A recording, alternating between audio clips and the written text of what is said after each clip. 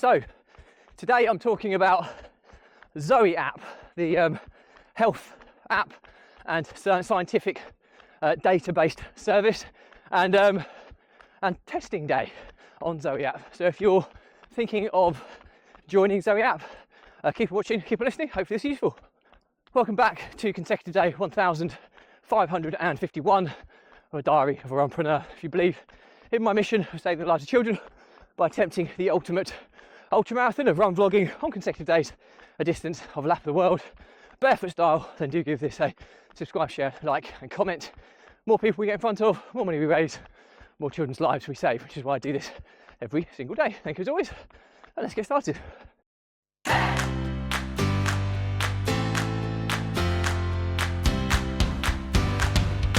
So, consecutive day 1551 of a diary of a runpreneur, and topic today is the ZOE app and testing day. So I won't go into too much detail, I've talked about this in previous episodes, but the ZOE app is a health service. So basically they give you some kind of out of the box testing equipment that you can do the tests at home. You do a number of tests, you send the kind of samples back in to wherever they get analysed. There's an app, the data gets analysed, which is bespoke to you and your body, and then you get guidance on what to eat, how to be more healthy based on scientific information. So it's kind of taking health to a whole new level, really.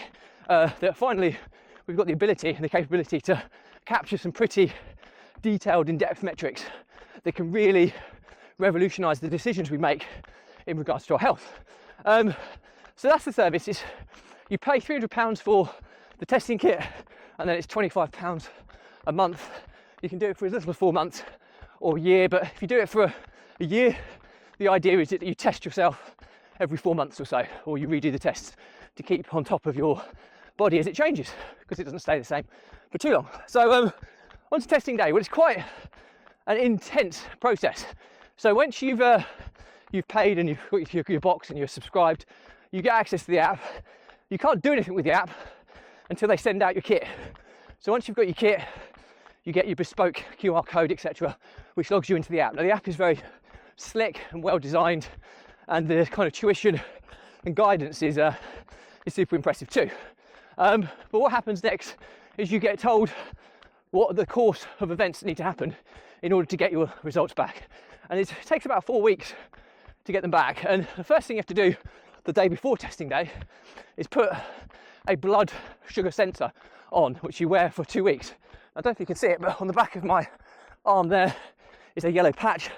Under that patch is a blood sugar sensor, which is kind of needled into my skin, and it's kind of recording and capturing data about my blood sugar levels or glucose levels. And ultimately I have to scan that sensor with my smartphone.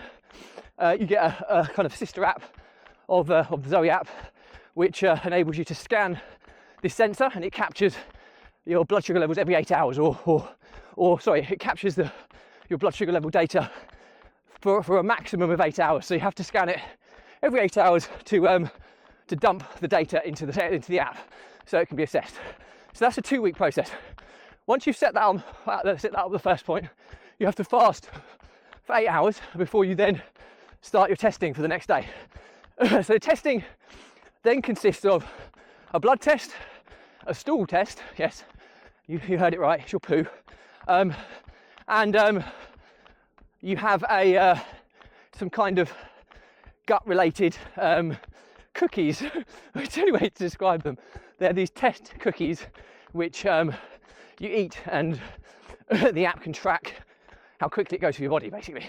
So there's a number of tests you do. Now, the day itself takes, you have to kind of be around and being able to devote yourself to it for a day, really, because the first thing you do when you wake up, after you've taken your blood sugar levels, you scanned it into the app, you have your breakfast. You're not allowed to eat or drink anything until dinner time, basically, for the day, other than what they tell you. So you can drink water, black coffee, or black tea, basically, possibly green tea. That's all you can drink. And during that duration, the first thing you do is you have these 2 massive cookies for breakfast. They're just full of sugar and fat, and it's almost hard to eat them. They've got so much. But what they're trying to do is to see the impact of super bad foods on how it impacts your blood sugar levels, so they can capture that data. You then get 2 more of these cookies for lunch, but they're dyed like a luminous colour of blue, and basically the idea there is, again, it's monitoring your data, but in addition to that, it's seeing how long it takes for you to see the blue colouring in your stools again, to see how long it takes for your gut to process such foods. So it's all tests. You then have to do a stool sample, so you obviously have to use the equipment they give you and send a sample of poo off along with a blood test, which you have to do later in the afternoon after lunch. And you send these packages on the same day back into their laboratory so they can be analysed and assessed to give you your data. It's quite an intense day, and I struggled a little bit with it. I have to confess, not one of my proudest moments. There's a couple of things. So the blood sugar sensor, it really doesn't hurt when it gets applied, but it is like a small little needle that's going into your body, and putting it on yourself is quite difficult to do because you know you're going to get stabbed with something, but it really doesn't hurt at all. If anything, once you've got it on, you get this kind of dull bruising pain on the back of your tricep as it's been on for longer and longer. So the pain, it just becomes a bit of an ache, similar to when you've had an injection, and you get that kind of bruising sensation afterwards. The worst one though for me was the blood test. It's this device that has a test tube attached to it, and again you stick it to your arm, and then you have to press something into your arm for 4 seconds until it clips and makes this pinching sensation, which ultimately cuts you, and then you have to wait 5 minutes for blood to drain into a little test tube. Again, I'm not great with needles, and I struggled. I got a bit faint, and I went a bit woozy at the prospect of that. And I'm not normally like this. I think the problem I had was not the fact of what I had to do, it was more the fact that I had to do it myself. So when I go to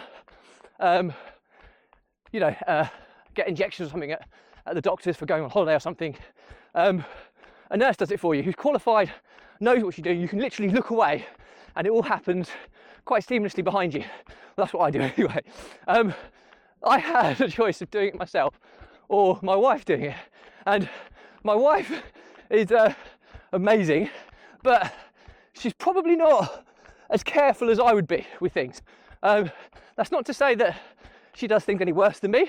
I just do things probably a bit OTT in levels of carefulness, and she doesn't. So the thought of somebody coming at you in a bolshy kind of fashion to stab you with various testing mechanisms didn't really sit well with me, so I forced myself to do it myself, and as a result it wasn't a pleasant experience, but it's done now. Everything's sent off. So the next steps are, I can eat normally today, still do my blood sugar as normal, and then tomorrow I have to start a food diary. I have to keep an eye out for when this blue cookie is going to materialise in my stools over the coming days, which will be interesting to say the least. And all this data gets plugged into the app, and it all kind of will feed in to kind of give an overview of me, my health metrics, and then most importantly, what foods are going to be beneficial to me and how I can change my nutritional habits to get optimum output from my body, my mind and my soul. So I think learnings from my diary for today are, if you're considering ZOE app, it's incredibly thorough and the app's very slick. Early signs are it's very professionally done. The people who run it have got great credentials. Proof will be in the pudding when I kind of see the outcome from all of this, but it gives you confidence the way it's kind of set up, the structure, the hand-holding process they take you through. But be aware that even though it's not painful at all, there's a couple of bits which are more kind of thought-provokingly difficult to overcome, if that makes sense, when it comes to pushing kind of sharp needles and things into your body, and that's probably doing it a disservice because you can't even see the needles, and they're so small and minute, but it's still the concept. They can't take blood if they don't pierce or break the skin. So they've done that with some contraption behind this device you stick to your arm. And the same principle with the blood sugar sensor. It has to be taking the data from my blood, so it has to be connected to my blood somehow. So, but again, it's one of those where it's the thought that is worse than reality. So just be mindful if you are a bit queasy about things like that. Perhaps get someone to help you. But early impressions are very good. I will update you more as we go. If you're considering it, based on what I've experienced so far, I've been very impressed. So I'll give you more up-to-date information as I receive it. But anyway, hope that's helpful. Questions or comments, drop me a line. I'll respond to everyone. Do remember though, if you believe in my mission of saving the lives of children by attempting the ultimate ultramarathon of run vlogging on consecutive days, distance of lap the world, barefoot style, do give this a subscribe, share, like and comment. More people we get in front of, more money we raise, more children's lives we save, which is why I do this every single day. Thank you as always. Stay positive, stay happy. I'll see you again tomorrow.